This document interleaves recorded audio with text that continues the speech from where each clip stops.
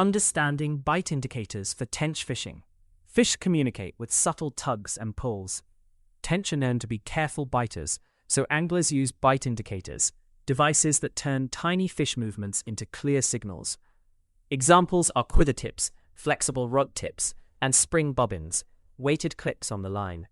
By adjusting line angle, indicator weight, and line tension, we can tune these setups so that real bites show up loud, and false triggers, like wind or weed, stay quiet.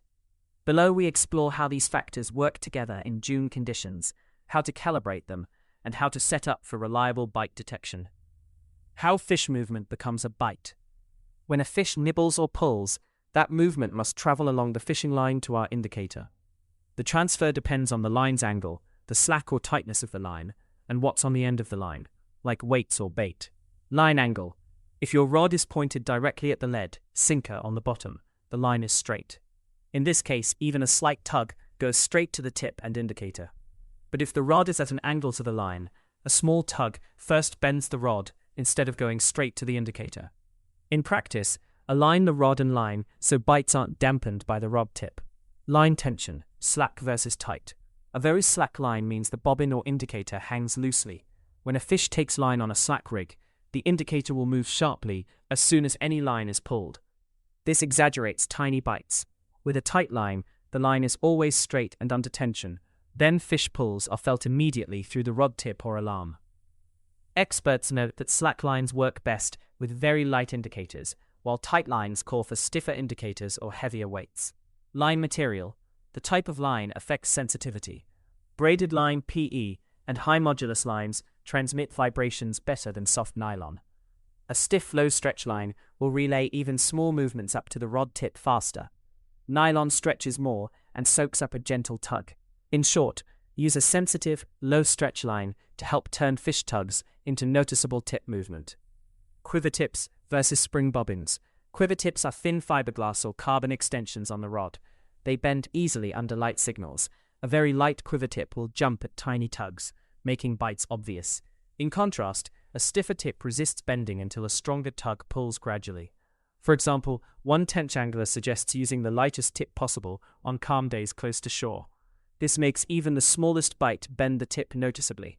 If you must fish in heavy flow or far out, switch to a heavier tip and use techniques like a drop-back rig, where you watch the tip snap back when tension is released. In essence, soft tip, low ounce rating, very sensitive, good for quiet conditions when you want to see every tiny bite.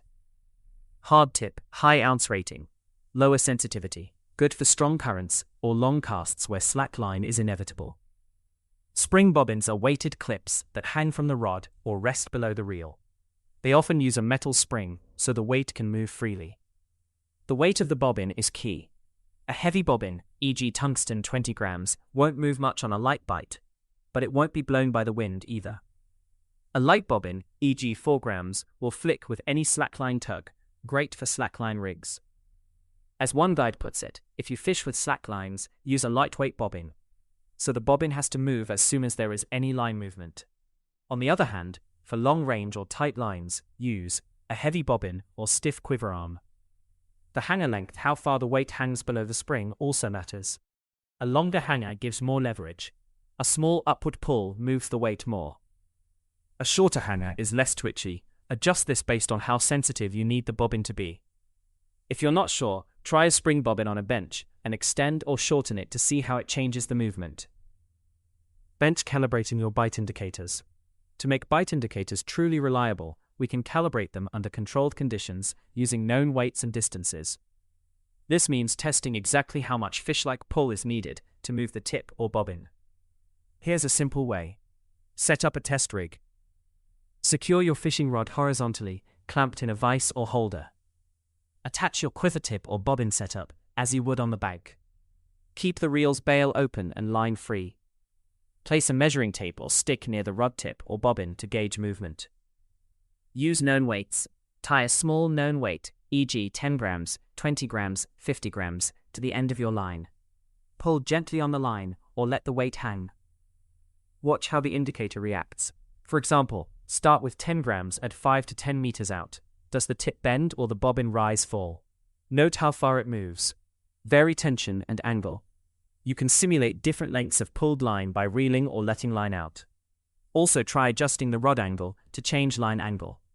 Each change will alter how the indicator moves. By using the same weights and distances, you create a calibration chart. E.g., 20 grams at 10 meters causes tick to bend 5 degrees and bobbin drops 2 centimeters. Measure and mark. Mark reference points on the tip or bobbin travel if needed. For instance, put a small sticker on the quiver tip and on the spring. When you apply a known pull, note where they move to. Over time, you'll know that a hook pull of X grams made the tip drop to my mark, giving you confidence that real fish tugs of that strength would produce a visible signal. Repeat for different setups. Bench test each combination you plan to use. Try light versus heavy bobbins, short versus long hanger, and different tip strengths. Record which configurations give the clearest movement for a given weight. In June, when Tench are active, you may prefer the setup that registers even subtle 10 to 20 G tugs on a slack line, or the one that will resist a little ripple but react to a firm bite. By calibrating this way, you turn guesswork into measured performance. For example, if you find that a 50 G pull only barely moves a 4-ounce tip, you know that fish will need to take a lot of line to bend that tip, and tiny nibbles might not be seen. You could switch to a lighter tip. Or if a 10 G pull sends a 6 G bobbin all the way up, you might need a slightly heavier bobbin to avoid false drops from wind. Reducing false signals. False indications come from wind, current, or the bobbin slapping against the rod. Here are ways to minimize them. Align rod and line. As mentioned, keep the rod pointed straight at the lead. This avoids creating a first bump at the tip when the line moves. Angling the rod can absorb a light tug. A source advises, for optimum bite detection, ensure your rod is pointing in the same direction your line is going out. In practice, that means position the rod so the line comes off the tip in a straight line. Set alarm sensitivity correctly. If you use an electronic bite alarm, set it as sensitive as conditions allow. Too high sensitivity will beep at every wave. Too low will miss light bites. Alarm makers like Delkim note that you should set response sensitivity as high as possible according to conditions and setup, but dial it back if you see lots of false alerts. Also adjust for line weight. A heavier bobbin or your bite indicator adds pull, so you may need to increase alarm sensitivity to compensate. Use line clips and angle tricks. Some anglers place the line in a clip on the rod so the bobbin hangs straight down. This adds angle and makes the bobbin move more with any slack-taking movement. A more dramatic angle between bobbin and reel give clearer indication. In effect, you're creating a slight downward tug point that exaggerates any pull. Manage slack. If the line is too slack, normal drift can move the bobbin. If it's too tight, you might miss the subtle give that signals a bite. A common setup is to clip the line on the reel or use a small slit bobbin so you have a little slack, just enough that the bobbin hangs but won't jiggle on its own. Always cast carefully to leave minimal slack in strong wind or current. Avoid unnecessary attachments. Extra clips or back leads, weights on the bottom of the line, can act as pivot points. A pivot means the tip must move more before the line actually culls. A guide warns that back leads create another pivot, reducing sensitivity. Use them only if you need the line to stay on the bottom. Weigh down only if needed. A bobbin or swinger should be just heavy enough. In warm June waters, tench often pick up bait gently. A very heavy indicator might not move at all until the fish has moved a lot of line. On the other hand, a very light bobbin could bounce in waves or snag on weeds. Find a weight that shows real bites without waving in the breeze. As one tip suggests, if any bobbin over 3 to 4 ounces is needed to hold it steady in current, it might be better to use a bolt rig instead, where the weight sits on the bottom, keeping slackline rigs only for calmer conditions.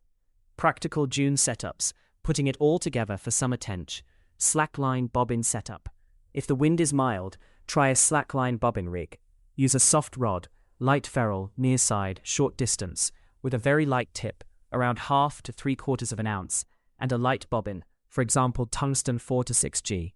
This makes even tiny tugs spring the bobbin. Clip the line to match the spring angle. Calibrate so that 10 to 20 G of pull, a small tench nibble moves the bobbin clearly, but normal ripples do not. Tense line quiver setup. If there's chop or weeds, go the other way. Cast a bit further or use a hamper so your line stays pretty tight. Fit a stiffer tip 1 to 2 ounce or more, and a heavier bobbin, 10 to 15 G. In this setup, the tench bite might come as a drop back, a tench takes slack, then as it moves, all the tension is released at once, flipping the tip back or dropping a bobbin. Bowler's notes on predator fishing apply. A bite releases tension, and the quiver tip flies backwards, signaling the bite. Alarm and rod. Always ensure the rod is pointed toward the lead eed. If you use an alarm, set its sensitivity high, but test for false alarms. Remember that environmental factors, wind, current, require readjustment of the indicator weight and alarm together. If the bobbin bobs without fish, try a bit more weight or less slack, or add a small amount to the spring coil. By bench testing in advance and tweaking your setup on the bank, you'll know exactly which adjustments cause your tip or bobbin to react. That way, when a cautious June tench takes the bait, the movement travels along the line and makes a clear signal, not a false alarm. Conclusion: bite detection is a game of balance. Line angle, indicator weight, and tension together form a simple mechanical transfer system. The fish's tug jumps the line, and the tip or bobbin output reacts. By aligning rod and line, choosing the right tip stiffness, and fine-tuning bobbin weight and hanger length, an angler can amplify real bites and dampen distractions. Manufacturers and coaches emphasize adjusting sensitivity to match line tension and setup. In practice, calibrate your indicators with known weights to know exactly how much bite is needed, and then set up for the day's conditions. The result? Clear quiver or bobbin movement only when there's a genuine tench bite, not because of a breeze or tangle. All links to sources are available in the text version of this article. You can find the full article at smartfishing.pro/blog. Thanks for listening. For more research-driven freshwater fishing guides, fish species breakdowns, and lake fishing tactics, visit smartfishing.pro. That's smartfishing.pro for the full written research and new fishing updates.